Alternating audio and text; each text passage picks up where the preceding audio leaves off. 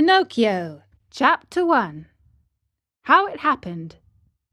Centuries ago there lived a king.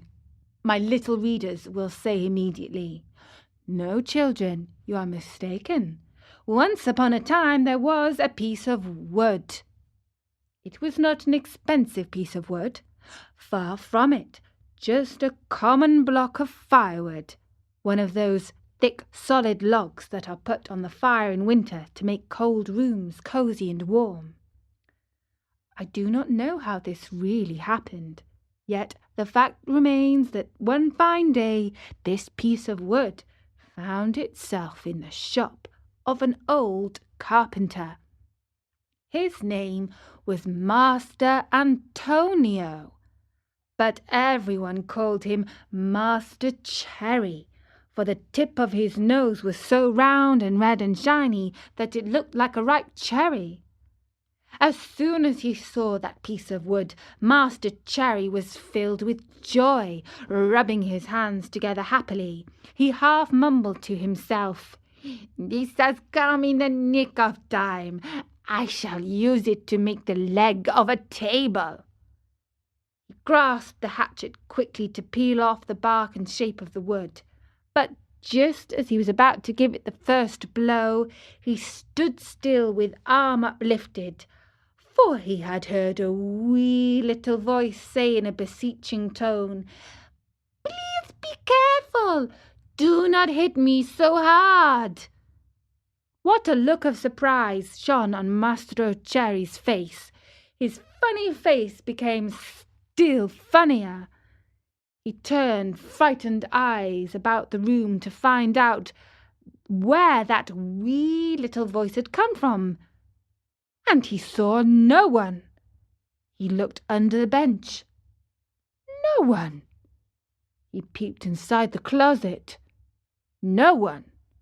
He searched among the shavings. No one. He opened the door to look up and down the street. And no one. "Oh, I see," he then said, laughing and scratching his wig. "It can easily be seen that I only thought I heard the tiny voice say the words. Well, well, to work once more." He struck a most solemn blow upon the piece of wood. "Oh, oh, you hurt!" cried the same faraway little voice. Master Cherry grew dumb. His eyes popped out of his head. His mouth opened wide, and his tongue hung down on his chin.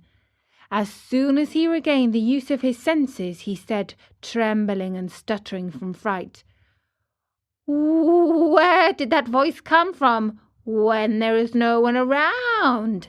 Might it be that this piece of wood has learned to weep and cry like a child? I can hardly believe it. Here it is, a piece of common firewood, good only to burn in the stove, the same as any other. Yet might someone be hidden in it? If so, the worse for him. I'll fix him." With these words he grabbed the log with both hands and started to knock it about unmercifully. He threw it to the floor, against the walls of the room, and even up to the ceiling. He listened for the tiny voice to moan and cry. He waited 2 minutes. Nothing. 5 minutes. Nothing. 10 minutes. Nothing. "Oh, I see," he said, trying bravely to laugh and ruffling up his wig with his hands. "It can easily be seen. I only imagined I heard the tiny voice. Well, well, to work once more." The poor fellow was scared half to death, so he tried to sing a gay song in order to gain courage.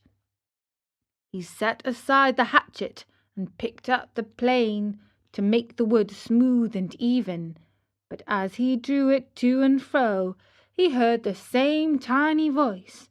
This time it giggled as it spoke. "Stop it! Oh, stop it! Ha ha ha! You tickle my stomach!" This time Master Cherry fell as if a shot. When he opened his eyes, he found himself sitting on the floor. His face had changed. Fright had turned even the tip of his nose from red to the deepest purple. And that was Chapter 1 of Pinocchio. Let's see what will become of this funny talking piece of wood.